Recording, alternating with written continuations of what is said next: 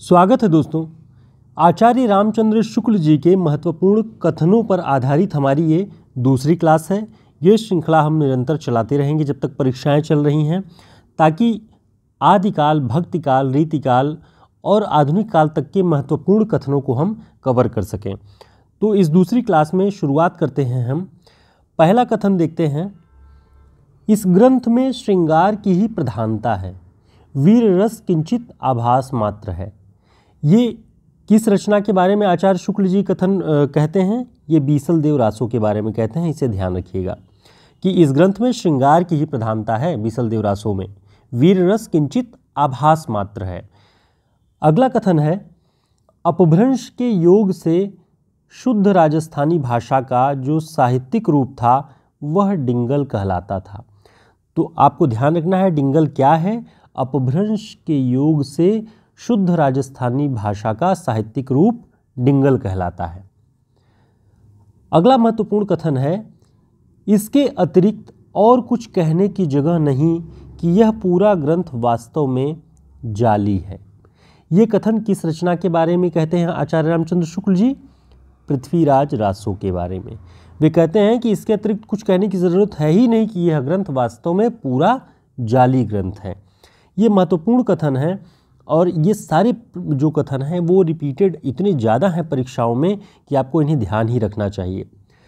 अगला जो कथन है इसे देखते हैं कि भाषा की कसौटी पर यदि इस ग्रंथ को कसते हैं तो और भी निराश होना पड़ता है, क्योंकि वह बिल्कुल बेठिकाने है। उसमें व्याकरण आदि की कोई व्यवस्था नहीं है। यह किस ग्रंथ के बारे में कहते हैं?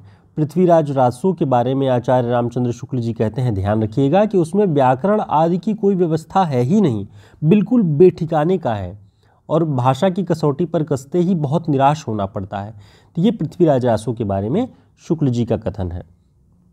दोस्तों, हमारे टेलीग्राम और व्हाट्सएप ग्रुप का लिंक आप ज्वाइन कर लें ताकि समय पर सूचनाएं आपको मिलती रहें। जो भी क्लासेस हम लाने वाले हैं या पुरानी हमारी जो क्लासेस हैं उन सब के रिवीजन का भी पूरा ध्यान रखा जाता है।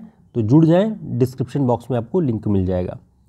आगे देखिए, यदि यह ग्रंथ साहित्यिक प्रबंध पद्धति पर लिखा गया होता तो कहीं न कहीं राज पुस्तकालयों में इसकी कोई प्रति रक्षित मिलती, पर यह गाने के लिए ही रचा गया था। इसमें पंडितों और विद्वानों के हाथ इसकी रक्षा की ओर नहीं बढ़े। जनता ही के बीच इसकी गूंज बनी रही, पर यह गूंज मात्र है, मूल शब्द नहीं। यह किस ग्रंथ के बारे में, किस रचना के बारे में आचार्य रामचंद्र शुक्ल जी लिखते हैं? तो ध्यान रखें, जगनिक के परमाल रासों के आल्हा खंड के विषय में। आल्हा खंड परमाल रासों में है और जगनिक इसके रचयिता हैं। उसके बारे में आचार्य रामचंद्र शुक्ल जी लिखते हैं कि अगर साहित्यिक प्रबंध पद्धति पर लिखा गया होता तो कहीं न कहीं बचा होता, किसी न किसी पुस्तकालय में उसकी कोई न कोई प्रति पंडित या विद्वान बचा के रखते, लेकिन जनता के बीच में ही इसकी गूंज थी और ये केवल गूंज मात्र है, मूल शब्द के रूप में कहीं इसका कोई रूप दिखाई नहीं पड़ा। ठीक, आगे देखते हैं महत्वपूर्ण कथनों में। खुसरो का लक्ष्य जनता का मनोरंजन था। ये पंक्ति कई बार पूछी जा चुकी है। खुसरो का लक्ष्य जनता का मनोरंजन था, ये किसका कथन है? आचार्य रामचंद्र शुक्ल जी का कथन है, इसे ध्यान रखिएगा। आगे देखते हैं, विद्यापति के पद अधिकतर श्रृंगार के ही हैं, जिनमें नायिका और नायक राधा और कृष्ण हैं। यानी मूलतः श्रृंगारी कवि मानते हैं आचार्य रामचंद्र शुक्ल जी विद्यापति को, इसीलिए कह रहे हैं कि अधिकतर पद श्रृंगार के ही हैं, जिसमें नायिका और नायक राधा कृष्ण हैं। आगे और देखते हैं कि विद्यापति जी के बारे में आचार्य रामचंद्र शुक्ल जी ने क्या कहा हुआ है। दोस्तों, ये हमारा हिंदी साहित्य का शॉर्ट नोट्स है। TGT, PGT, UGC net, assistant professor सभी में हिंदी साहित्य के इतिहास, काव्यशास्त्र, भाषा विज्ञान, रचनाकार विशेष पुरस्कारों आदि पे वन लाइनर और प्रैक्टिस सेट आपको इसमें मिल जाएगा। साथ ही यूपी हायर के लिए स्पेशल जो गद्य रचनाओं पर आधारित पाठ्यक्रम में लगी हुई रचनाएं हैं, वो सारे नोट्स आपको इसमें मिल जाएंगे। तो आप अपनी सुविधा अनुसार चाहे इसे चाहे दोनों को हमारे इस व्हाट्सएप नंबर पर संपर्क करके ऑर्डर कर सकते हैं।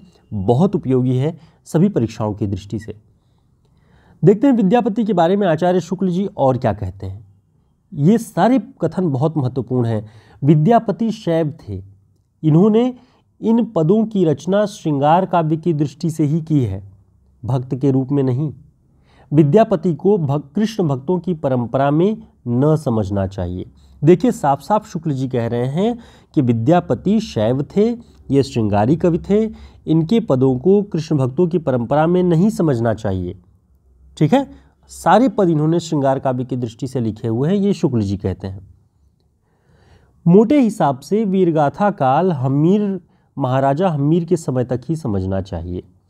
तो इसकी जो समय सीमा है वीरगाथा काल की, उसकी जो एक अवधि मानते हैं राजा हम्मीर के समय तक ही आचार्य रामचंद्र शुक्ल जी मानते हैं। ये बातें आप ध्यान रखेंगे। इसके साथ ही हम भक्ति काल के महत्वपूर्ण कथनों को भी यहाँ पर देखते हैं। शुक्ल जी लिखते हैं कि अपने पौरुष से हताश जाति के लिए भगवान की शक्ति और करुणा की ओर ध्यान ले जाने के अतिरिक्त दूसरा मार्ग ही क्या था। ये बात लिखते हैं आचार्य रामचंद्र शुक्ल जी भक्ति काल के उदय के संदर्भ में। उस समय ऐसी कौन सी राजनीतिक परिस्थितियां थी जिन्होंने करुणा और भक्ति की ओर कवियों का ध्यान रखा। तो उन्होंने कहा कि अपने पौरुष से हताश जाति थी। आपने अगर हमारी पिछली क्लासेस में देखा होगा तो हमने बताया था कि आचार्य हजारी प्रसाद द्विवेदी रामचंद्र शुक्ल जी के इस कथन से बिल्कुल सहमत नहीं है कि इस्लाम के आने के बाद प्रतिक्रिया स्वरूप भक्ति का उदय होता है। वो कहते हैं कि अगर इस्लाम ना आया होता तब भी भक्ति का 12 आना वैसा ही होता जैसा कि इसका स्वरूप आज दिखाई पड़ता है। ये हजारी प्रसाद द्विवेदी जी इनके विरोध में कहते हैं। तो देखिए हताश जाति के रूप में इसे दर्शाया गया है, ये शुक्ल जी लिखते हैं। आगे ये बात ध्यान रखिएगा कि धर्म का प्रवाह कर्म, ज्ञान और भक्ति इन तीनों धाराओं में चलता है। ये भक्ति काल के अंतर्गत प्रारंभ में शुक्ल जी ने लिखा हुआ है। ये पंक्ति बहुत महत्वपूर्ण है, कई बार आपने सुनी होगी, लेकिन इसे याद भी कर लें। संभव हो कि आप साक्षात्कार के दौरान आपसे ये पूछा जाए या आपको बताने में सुविधा हो भक्ति काल के बारे में, इसलिए इसे भी देख लें कि भक्ति का जो सोता दक्षिण की ओर से धीरे धीरे उत्तर भारत की ओर पहले से ही आ रहा था, उसे राजनीतिक परिवर्तन के कारण शून्य पड़ते हुए जनता के हृदय क्षेत्र में फैलने के लिए पूरा स्थान मिला। यानी दक्षिण से भक्ति उपजी द्रावड़ी लाए रामानंद, इस तरह की जो चीज़ें हैं आप ध्यान रखेंगे कि दक्षिण की ओर से भक्ति का सोता बहता हुआ उत्तर भारत की ओर आ रहा था, और इधर जो राजनीतिक परिवर्तन के कारण जनता का हृदय शून्य पड़ चुका था, हताश हो चुका था, उन सभी ने भक्ति को स्वीकार कर लिया, ऐसा शुक्ल जी लिखते हैं। ये कथन ध्यान रखिएगा कि पर नाथपंथियों की अंतःसाधना हृदय पक्ष शून्य थी, उसमें प्रेम तत्व का अभाव था। नाथपंथी जो थे, जो उनकी अंतःसाधनाएं होती थी, वो हृदय पक्ष से शून्य थी, उसमें प्रेम तत्व का अभाव था। लेकिन कबीर के बारे में शुक्ल जी लिखते हैं कि कबीर की जो अंतःसाधनात्मक पद्धति थी वो हृदय पक्ष शून्य नहीं थी, उसमें भक्ति का रूप था। तो ये बातें आचार्य शुक्ल जी अपने कथनों के माध्यम से विभिन्न कवियों, अलग अलग कालों के बारे में अपनी राय के रूप में लिखते हैं। तो आप सभी को इन्हें ध्यान रखना चाहिए।